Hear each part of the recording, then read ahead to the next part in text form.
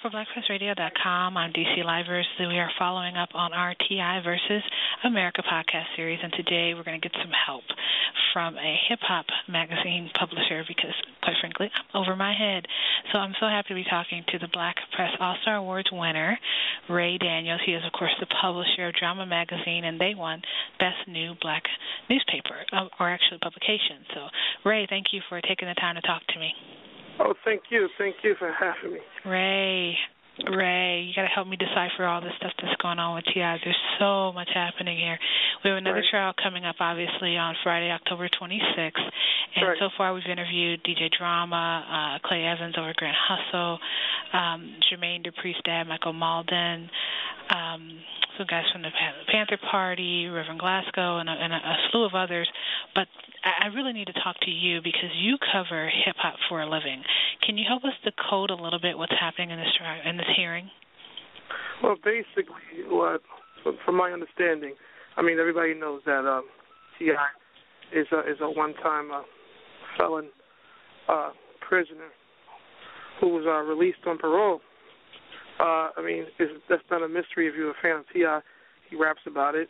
You know, that's the whole concept behind T.I. versus T.I.P., the album, or the CD that's out right now.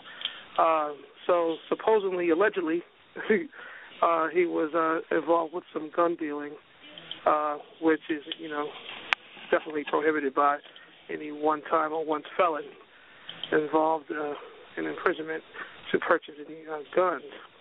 So, I mean, this is what's being said. This is what allegedly happened, that someone from his camp, a bodyguard or a security guard or something of that nature, was helping them purchase guns.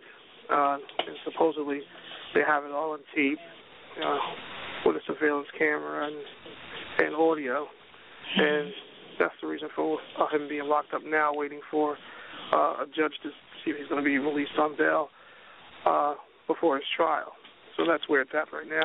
Well, I'm looking at the affidavit here, and of course, you know, this is the testimony from Mr. Strickland. He is one of the ATF special agents. He gave his affidavit, and it indicated that on October 10th, well, actually around October 2nd, there was some activity related to from the bodyguard was inquiring about the purchase of guns, and then October 10th, and everything kind of kicked off. They started setting up meetings. They met with them. They talked to him about it. They arranged some things.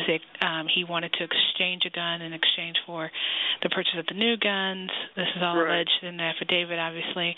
And then they arranged to do it on the 10th, and he was then arrested.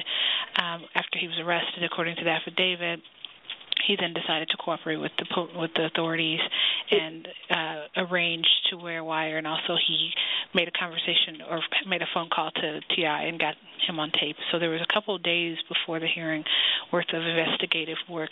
I know that one of the things that is happening in the black community in general is this whole no snitching movement. So we obviously don't want to further that, but is that playing a factor? Is it playing a role in this case? Oh, most definitely. I mean that's snitching in the first degree. I mean, if you had any involvement, I mean, it's according to the code of the streets or the code of hip hop, however you want to label it, that's definitely will fall under the category of snitching. But I mean, in that case, and if something like that ever happens or occurs, I mean, the person involved really should be taking the hit. I mean, it probably the charges or whatever is going to go down would not even be a subject matter right now. That guy would have just went down for his own involvement. But since he wanted to clear his own ass. He took the deal to bring T.I. down, and with the climate in hip hop right now, with everybody being arrested from Little Kim to Foxy Brown to even Diddy, and then T.I. I mean, T.I. is a good bag right now for the hip hop police and everybody that's involved in that type of situation. I mean, you're talking about not only a rap artist, I mean, a guy who's about to be embraced by cinema. movies. I mean, he had a successful movie already. He's about to be in another successful movie with Denzel Washington. So, I mean, this is pretty much, I mean, with the decline in record sales with hip-hop, this is pretty much like, you know, another step to really just take hip-hop down, but that's never going to happen. But, you know, they're just trying to bring it to the forefront that this is what's happening. You got hip-hop rappers, one-time felons purchasing guns, you know, like we out of control. Well, definitely, you know, I know that Black Press Radio does not want to be perceived as supporting anyone that would illegally purchase guns if they were not allowed to have them. The purpose of this conversation is really just to further dialogue. I'm sorry, excuse me. The only thing that makes that whole situation quote-unquote illegal is that he was a one-time felon. I mean, from my understanding, in Atlanta, you can be licensed to purchase handguns or any type of guns in Atlanta, as long as it's visible, as long as you have a license for it. Well, according to the affidavit, the bodyguard, who they're calling the confidential witness, he, over the course of 18 months, purchased about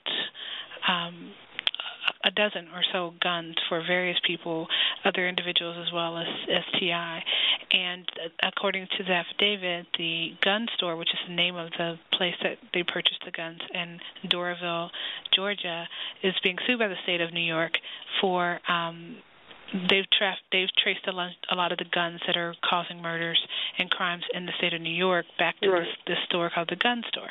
So in addition to that, according to the affidavit, one of T.I.'s label mates and friends who performed with Busta Rhymes on the BET Hip Hop Awards, Alpha Mega, who we interviewed last week, he is named in the affidavit, having been involved and, you know, had some activity in it. So I don't know if people who are listening are going to say this is a conspiracy against hip hop. Do you think people are going to say that hip hop is out of control and it's time for regulation? Well, of course it is. I mean, you just said it yourself. I mean, the guy who's bringing T.I. down had involvement with gun purchasing long before the wiring and the conspiracy of bringing T.I. down. You just said it. Okay? I mean, the problem is not a one-time felon. You got to understand what some of these rappers are up against when they're traveling on the road. They get threats. Some of these words that are being said on records gets taken personally. And people, I mean, T.I. is supposed to be known as the king of the South, and he's been known to have, like, involvement with Lil Flip and all this type of stuff with big fights. I mean, it's really the whole situation. I mean, if you really want to stop, this whole thing could have been prevented a long time ago. I mean, just like you said, New York has traced back to that store, the gun shop or the gun store or whatever you was. It's called the gun store. Long known for trafficking firearms to New York and being responsible for killing. I mean, that's where your problem lies, right there. I mean, you have a store that's licensing guns to kill young Black America, and then they try to put the focus on T.I. But Ray, in all due respect to the Hip Hop Nation, right, I recognize what you're saying, but at the same time, while the gun store obviously is definitely a problem, and stores like it is a problem and a source of way people are going to get guns, whether they get them legal or illegal, or a store like that or on the street. Is it enough to say that these rappers get threatened? I mean, you can be in any line of work. You can be in journalism. You can do podcasts and get threatened. So is it enough to say that? Yeah, but it's not. I mean, Lisa, you know, it's not at the level of where hip hop is. Right. This is not nothing new. This goes back to when the Sugar Hill Gang was out in 1979. I mean, one thing gets said, it gets misconstrued, and then the next thing you know, someone's getting popped. I mean, you know, it's a little bit different in the African community with some of these parties. It gets out of hand because you mix different type of elements of people. Some people come out just to have fun. Some people take the music and stuff literally, what's being said. Some people take it as, you know, it's a business. And unfortunately, you have some of these people have posses or entourages or whatever you call it, and that's the only way they can eat because they was one-time felons themselves. They can't get jobs or whatever, and they're gonna take down anybody to do that's feed them. And